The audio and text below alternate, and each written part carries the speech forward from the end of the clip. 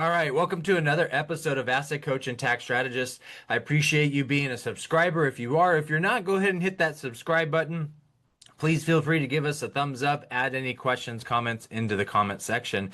So what I like to do in today's episode is go through the investment asset classes. And so just real quick disclaimer, we're not giving investment advice.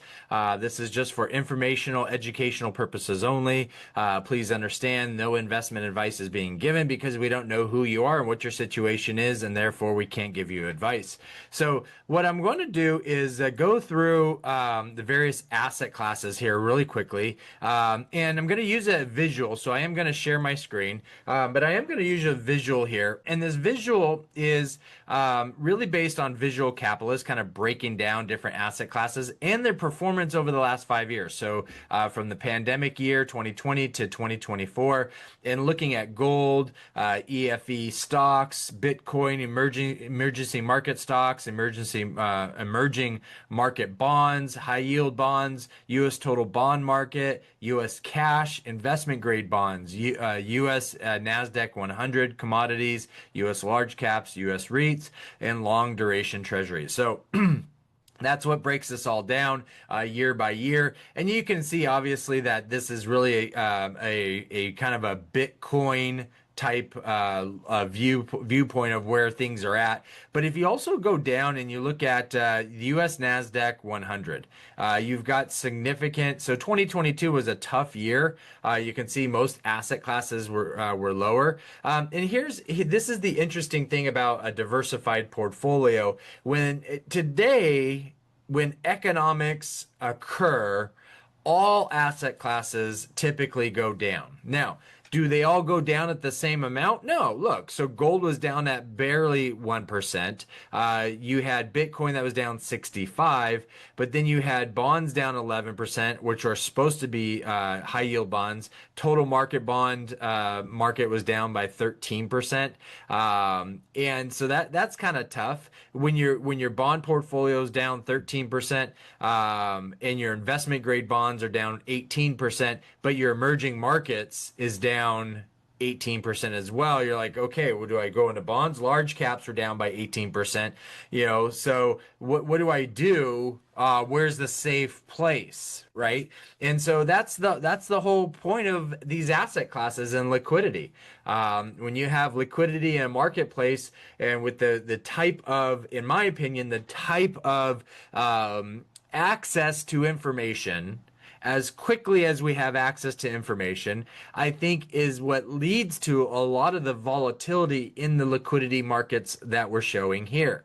All of these markets are designed to be liquid markets unless you're directly into a bond, purchase a bond, but you still have a avenue of selling that bond even if you're holding it. If you're holding physical gold, may be difficult, right? But most of these asset classes are designed now to not to hold the actual physical aspect of it, and that's what also causes the liquidity in the marketplace is the emotions to simply unload and exit out of a particular asset because of that. So why am I bringing this up? Because when we look at the U.S., where the big money is in the U.S. stock market, the number one area is tech, software, and cloud companies. The 10-year return is 18.93% a year. The average return of $16.73 trillion. Okay, that's kind of where that is. Again, I'm not giving market or investment advice. I'm just using information.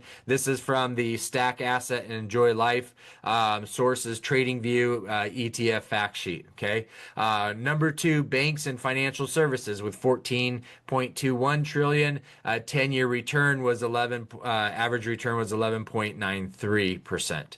You had electronics and chip makers, which at 13.3 trillion actually had the largest average return of these, just didn't have as much money as the other two, which is why it's number three, but its return was just under 21% at 20.92% a year. You had healthcare and biotech companies at $6.32 trillion. The average return over that 10-year period was 8.99%. And then the last one was retail and e-commerce e-commerce companies at 5.79 trillion with an average return of 13.38%. Okay, and that really Amazon, Walmart, and Costco made up those main ones. So why am I going through all this stuff? Because the end of the day, we are seeing where the equities and the big stocks, yeah, U.S. stock market by market cap and all this kind of stuff that I was just showing now. But now we hear all of this, a lot of rhetoric and a lot of fear on the U.S. debt, right? And I've done an episode previously, I don't remember, it was a few months ago, on U.S. debt, who holds the U.S. debt. And so I thought this would be a good reminder to bring up that visual, go through that, and see. Now, don't mind, debt is bad for the United States, but debt is good for the United States. Okay. Now, we need to also understand who owns the debt, because yes, it costs us taxpayers a lot of money to pay the interest on this debt, but who's holding the debt? Okay, that's important. We need to understand that, because in our world, when we hear about this debt crisis and the United States not being able to pay its obligation, the interest payments, and oh my goodness, we're under the impression that China owns all this debt. That's what the impression is being given to us. I'm going to share my screen and show you the visual of what the actual reality is and what this looks like and who actually benefits from this. Right or wrong, the debt is the debt, and we got to curb spending, right? We got to, all that fun stuff. I'm totally in agreement with that, right? Fiscal responsibility as the government, and unless the debt is going into assets that generate tax revenue. Okay, that's what's important. And so just like any business. So let me go ahead and share my screen here, and I'm going to show you what this looks like. So when we look at who holds US debt, let's go down to the bottom right off the bat. Right at the bottom in the red, it says international $7.9 trillion is owned by international. Domestic is 26.4 trillion. Let me say that again. 26.4 trillion is owned by domestic. International is only 7.9 trillion. I say only, but who is the biggest holder? Well, 15% is made up of 5.3 trillion of other countries. The UK has 680 billion, or 2%. Japan at 1.1 trillion at 3%, and then China's at 820 billion at 2%. Okay, now this is all as of 2023. Okay, so we're in the middle of 2025 at the time of this recording in June, going into July, but this is based on the U.S. Department of Treasury. Okay, this is their numbers based on 2023. Okay, so now, yes, China has been unloading debt, so this number is lower. Japan has been unloading debt. This number is lower. Other countries have been unloading debt. This number is lower. Who owns U.S. debt? Well, 5.2 trillion of it, the Federal Reserve System does. Another 3.7 trillion are your investments, mutual funds, where your retirement accounts are. Okay, 1.6 trillion depository institutions, banks. 5.7 trillion U.S. holders of savings bonds. 7 trillion intra-governmental debt, debt that the U.S. government owns to its own agencies. 1.7 trillion state and local governments. 1 trillion pension funds, your employers. 480 billion made up of insurance companies. So, yes, interest on this debt is higher because the interest rates are higher. But if the US holds this debt, who benefits from this? We do. It's like taking money from one pocket, putting it in the other. But is that good? I don't know. If I go buy a piece of property, a real estate property as an investment property, and I have debt on that property, is that good or bad? If I'm making cash flow, right? I have a renter in there, I'm paying down the debt. The renter's, I'm making enough just to cover my expenses.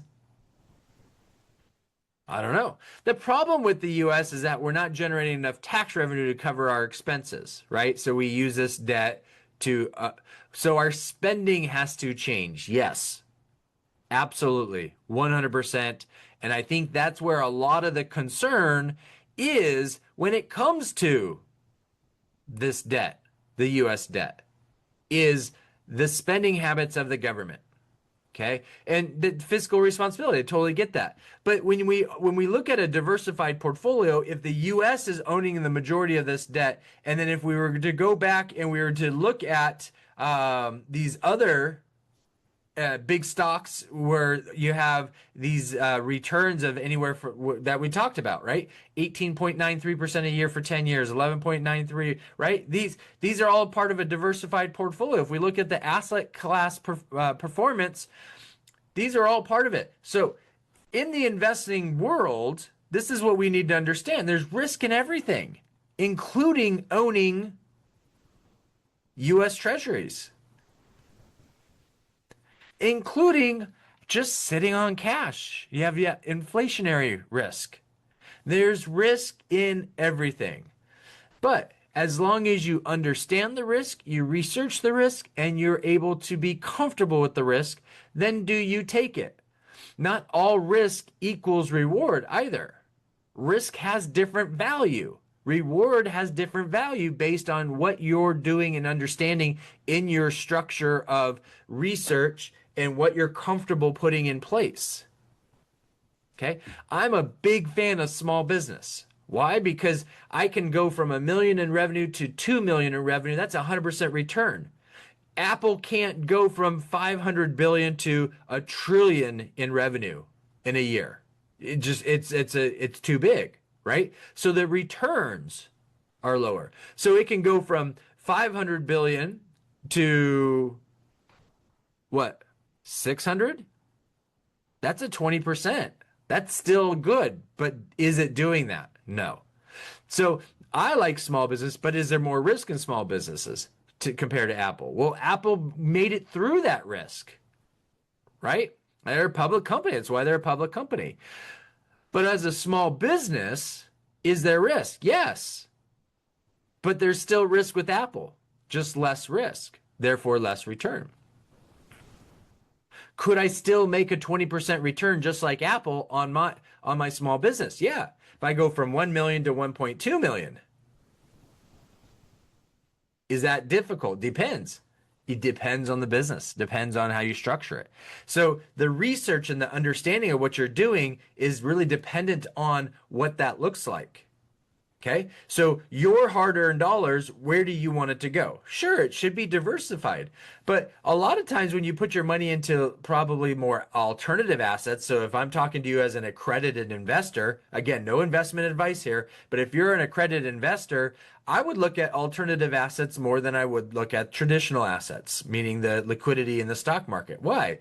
Because alternative assets, it's less liquid, but your money's actually in the asset. You're actually physically in the asset. You have direct result. You have less investors typically, depending on the alternative asset, which is why it's so important to understand the asset classes within the alternative assets that you're investing in. What's the purpose? What's the outcome? What am I trying to accomplish? What am I trying to look for? Am I looking for value or am I looking for cash flow? These are all different determinants in this. We don't look for cash flow. We don't look for cash flow because cash flow creates taxable income. So if I have a taxable income problem, I don't need more taxable income. What I need is increased value. I need the value of my investments to increase. So then I can have a taxable event when I have a liquidation event. And that's what the capital gains is. Okay, so it's different portfolio structures for different things. If I'm a doctor and we work with primarily doctors, and I'm making a very good income, and I have a 150,000 a year discretionary cash flow, Am I going to put it into something that's going to create more income, more cash flow? No. I need to put it in something that increases more value. So then I can have an exit, a liquidating event, have a capital gain event later on where I can plan for it versus every year having additional cash flow adds to your tax liability. And if you're in a 37% tax bracket, just a federal tax bracket, whatever your return is, you got to take 37% off of that if you're making positive cash flow off of these investments. So that's something that you need to look at the equation. So if I'm making a 20% return and I'm going to have to pay 37% tax on that, that 20% return is dropping by 37% because I got to pay taxes on it. Right?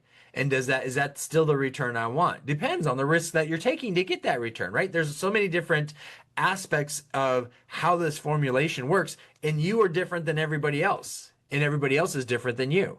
And so you have to take that into consideration, what your comfort and what you're looking for. I prefer to seek out value, increased value, so I can have control over the liquidating events, which control over the taxation events.